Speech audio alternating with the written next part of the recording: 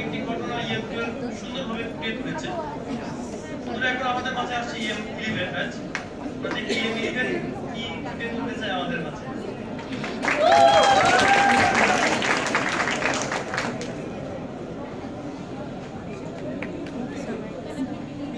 প্রাণে বিনিময় উচিত আমাদের সাথে।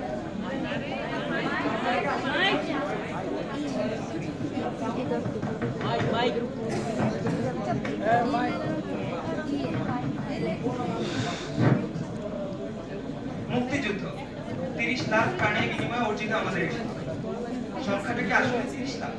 এর মধ্যে অনেক না জানা গল্প, অনেক না জানা বীরের কথা আজও আমাদের ইএম-11 এর এই পারফরম্যান্স আজ আমরা সেই সকল বীরদের, সেই সকল শহীদদের উৎসর্গ করছি। ইএম-11 এর পক্ষ থেকে আমি সকলকে জানাচ্ছি আসসালামু আলাইকুম এবং শুভেচ্ছা।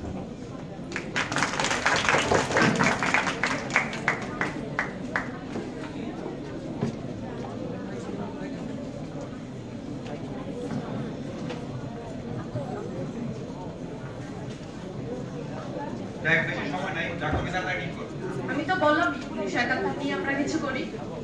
হ্যাঁ, করা যায়, কিন্তু এই টপিক নিয়ে তো আগে অনেক কিছু করা হয়েছে। আমরা আর কি করতে পারি? আমরা তুলনা কেন করব? আমরা নতুন কিছু করব। হ্যাঁ, আছে। আমার দাদি আমাদের মধ্যে মেডিকেল স্টুডেন্ট ছিল। সে 1971 সালে মেডিকেলে 4th ইয়ারে পড়তো। তাদের সাথে কি কথা বলা যাবে? হ্যাঁ, ঠিক আছে, বিকালে তোমরা চলে আসো। ঠিক আছে।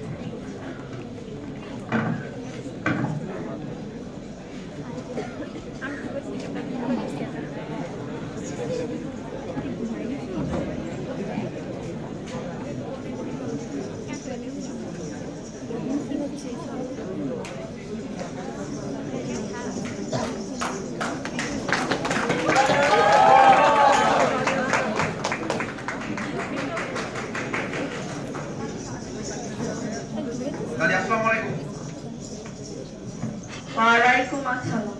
বসো এখানে।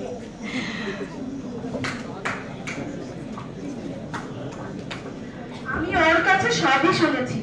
তোমাদের মতে কে বলেছিল যে মুক্তিযুদ্ধ নিয়ে অনেক কাজ হয়ে গেছে? জি, আমি। তুমি কখনো আকাশে মেঘের বিন্যাস দেখেছো? জি, অনেকবার।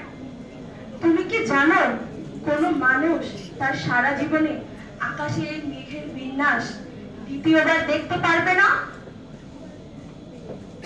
তুমি কি জানো 30 লাখ শহীদ আমাদের জন্য জীবন দিয়েছে?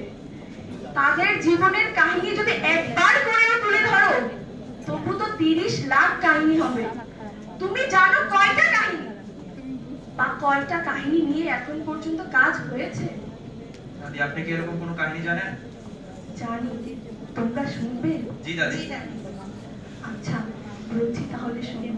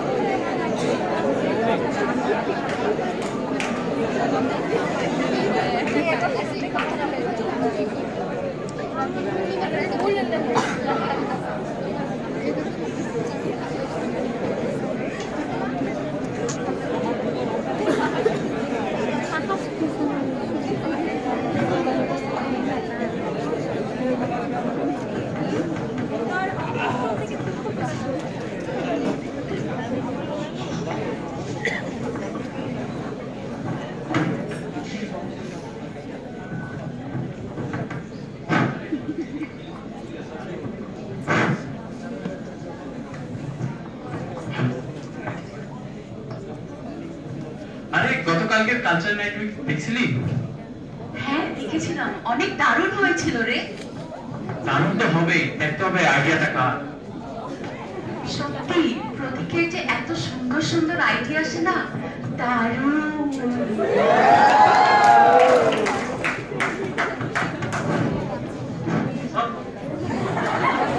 সম্মান করতে জানিস না, বেয়াদব জানি কোথাকার।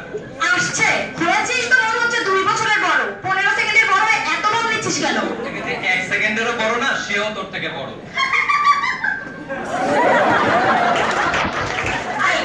তোরা ভাই বোন ঝগড়া করে একটু থামাবি? আমাকে একটু সত্যি করে বলতো, তোরা ক্যারিয়ার নিয়ে কিছু ভেবেছিস? হ্যাঁ রে, আমার সাইকেলের ক্যারিয়ারটা না কয়দিন যাবত খুঁজে পাচ্ছি। একদম ফাইজলামি করবি না কিন্তু প্রতীক, আমাকে সত্যি করে বল তুই কোন সাবজেক্ট নিয়ে পড়তে চাস? তুই আমাকে বল যে তুই কি দেশের অবস্থা কিছু জানিস? মানে দেশে কি হচ্ছে তার তো কোনো খোঁজ খবরই রাখিস না। কদিন পরেই নাকি জিন্না সাহেব এদেশে আসছেন। উনি নাকি মনে মনে বিশাল বড় এক প্ল্যান এনেছেন। কি প্ল্যান?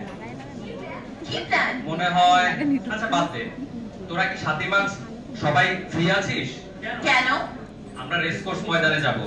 ওখানে শেখ মুজিবুর সাহেব জাতির উদ্দেশ্যে ভাষণ দিবেন, আমরা সবাই ওখানে যাব। ভাইয়া ভাইয়া ভাইয়া প্লিজ, আমিও যাব প্লিজ। সব বাচ্চা পোলাপান ওখানে যে কি করবি? বাচ্চা পোলাপান ওখানে নট অ্যালাউড।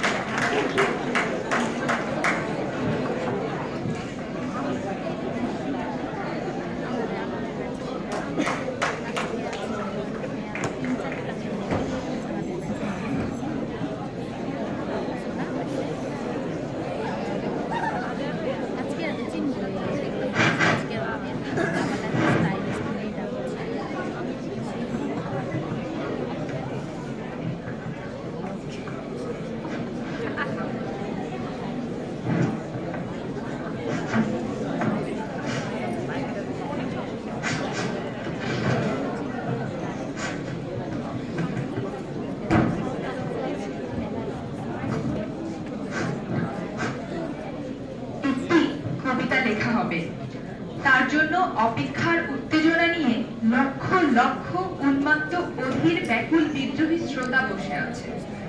ভোর থেকে জনসমুদ্রের উদ্যান সৈকতে কখন আসবে কবি, কখন আসবে কবি? হে অনাগত শিশু, হে আগামী দিনের কবি, শিশু পার্কের রঙিন দোলনায় দোল খেতে খেতে তুমি একদিন সব জানতে পারবে। আমি তোমাদের কথা ভেবে লিখে রেখে যাচ্ছি সেই শ্রেষ্ঠ বিকেলের গল্প। সেদিন এই উদ্যানের রূপ ছিল ভিন্নতর। না পার্ক, না ফুলের বাগান, এসবের কিছুই ছিল না। শুধু একখণ্ড অখণ্ড আকাশ যেরকম, সেরকম দিগন্ত তাবিত থুথু মাঠ ছিল দুর্বাদলে ঢাকা, সবুজে সবুজময়। আমাদের স্বাধীনতা প্রিয় প্রাণের সবুজ এসে মিশেছিল এই থুথু মাঠের সবুজে। কপালে কবজিতে লাল সাধু বেঁধে এই মাঠে ছুটে এসেছিল কারখানা থেকে লোহার শ্রমিক, লাঙল জোয়াল কাঁধে এসেছিল ঝাঁক বেঁধে উলঙ্গ কৃষক, পুলিশের অস্ত্র কেড়ে নিয়ে এসেছিল প্রদীপ্ত যুবক, হাতের মুঠোয় মৃত্যু, চোখে স্বপ্ন নিয়ে এসেছিল মধ্যবিত্ত, নিম্ন মধ্যবিত্ত, করুণ কেরানি, নারী, বৃদ্ধ, বেশ্যা, ভর করে, আর তোমাদের মতো শিশু পাতা কুড়াটিরা দল বেঁধে। একটু কবিতা পড়া হবে, তার জন্য কি ব্যাকুল প্রতীক্ষা মানুষের। কখন আসবে কবি, কখন আসবে কবি? শত বছরের শত সংগ্রাম শেষে রবীন্দ্রনাথের মতো দীপ্ত পায়ে হেঁটে অতঃপর কবি এসে জনতার মঞ্চে দাঁড়ালেন। তখন পলকে দারুণ ঝলকে তরিতে উঠিল জল, হৃদয়ে লাগিল ডোরা, জনসমুদ্রে জাগিল জোয়ার, সকল দুয়ার খোলা। কি রোদে তাহার বজ্রকণ্ঠ বাণী গণসূর্যের মঞ্চ কাঁপিয়ে কবি শোনালেন তার অমর কবিতা খানি। মনে রাখবা, রক্ত যখন দিয়েছি, রক্ত আরো দেবো, এদেশের মানুষকে মুক্ত করে ছাড়াবো ইনশাআল্লাহ। এবারে সংগ্রাম আমাদের মুক্তির সংগ্রাম, এবারে সংগ্রাম স্বাধীনতার সংগ্রাম।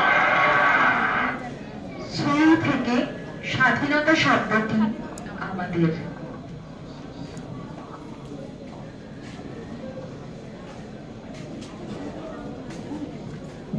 কি বুঝলি? মনে হচ্ছে উনি কিছু একটা ইঙ্গিত দিচ্ছেন, খুবই খারাপ একটা জিনিস। কোনো খারাপের পর, কোনো খারাপ ঘটনার পর অনেক সুন্দর একটা ভবিষ্যৎ।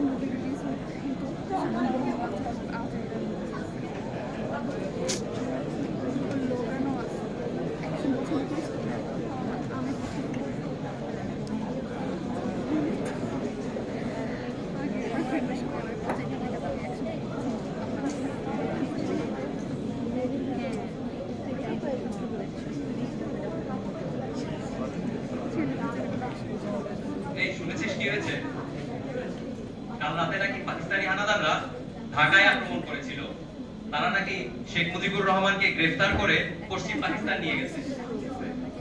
কি আর হবে, উনি তো আমাদের বলেই দিয়েছিলেন আমাদেরকে কি করতে হবে। আমরা সবাই একসাথে ঝাঁপিয়ে পড়ব। ওরা এটাকে বলবে গৃহযুদ্ধ, কিন্তু আমরা এটাকে বলবো মুক্তির যুদ্ধ। মুক্তির যুদ্ধ।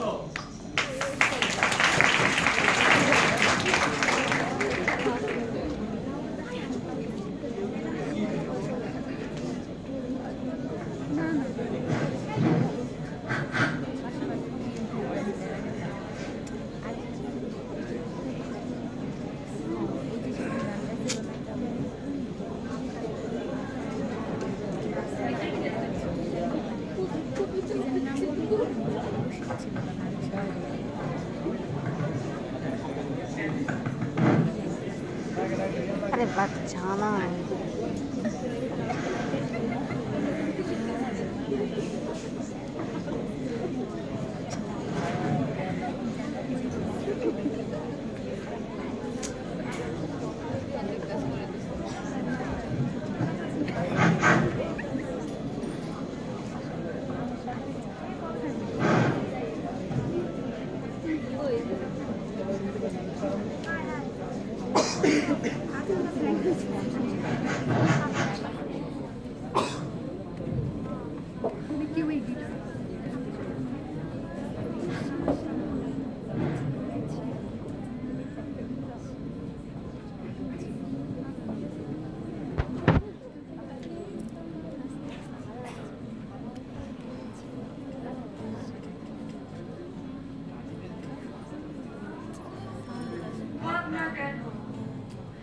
আমরা তোমার শান্তি প্রিয় শান্ত ছেলে, তবু শত্রু থেকে অস্ত্র হাতে ধরতে জানি, তোমার ভয় নেই মা, আমরা প্রতিবাদ করতে জানি।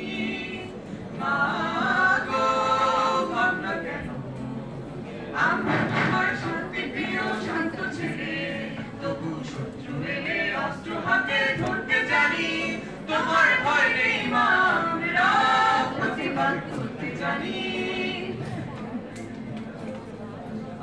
আমরা হারবো না, হারবো না।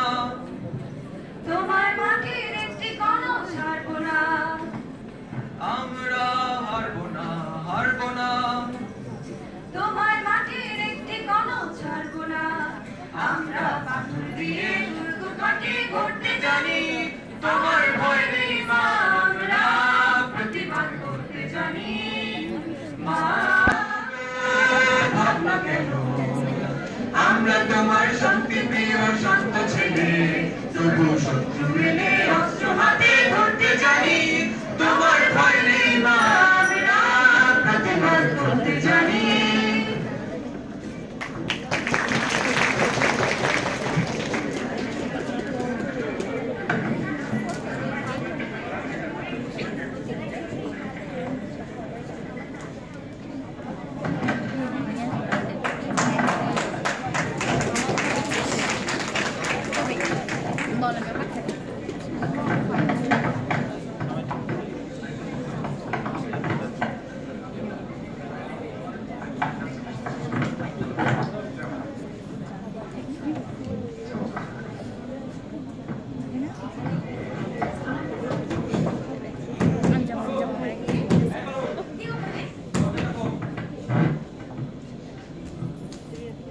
ভাইয়া, ভাইয়া তুই কোথায় ছিলি ভাইয়া? তার আগে দরজা আটকে নেই। ভাইয়া, তুই কোথায় ছিলি ভাইয়া? তুই জানিস না আব্বু তোকে ছাড়া রাতে ঘুমাতে পারে না। তুই কোথায় ছিলি ভাইয়া? এই ভাইয়ের কান্না তো আমাকে দেখলেই থেমে যাবে রে, কিন্তু আমার আরেক যে মা, যার জন্য আমরা 9 মাস যাবত যুদ্ধ করছি, সেই মায়ের কান্না তো থামবে না রে। ভাইয়া তুই তার আগে আব্বুকে ডেকে আন। না না, মাকে ডাকিস নে। মা যদি উঠে যায় তাহলে আমি আর যেতে পারবো না। তোরা ভয় করিস না রে, আর মাত্র কয়েকটা দিন। দেশটা স্বাধীন হলেই আমি মায়ের কাছে আবার ফিরে আসবো। সত্যি ভাইয়া, সত্যি আমরা জলদি যাবো। হ্যাঁ, তুই দেখে নিস রে বোন। তুই কি রাগ করেছিলি রে? আমি তো কলমের কালি শেষ করে ফেলেছিলাম বলে দেশটা স্বাধীন হোক, তারপরে দেখি তোর জন্য অনেক কলম এসেছে। মন খারাপ করিস না রে বোন। আমাকে যেতে হবে রে। ভাইয়া, ভাইয়া, ভাইয়া,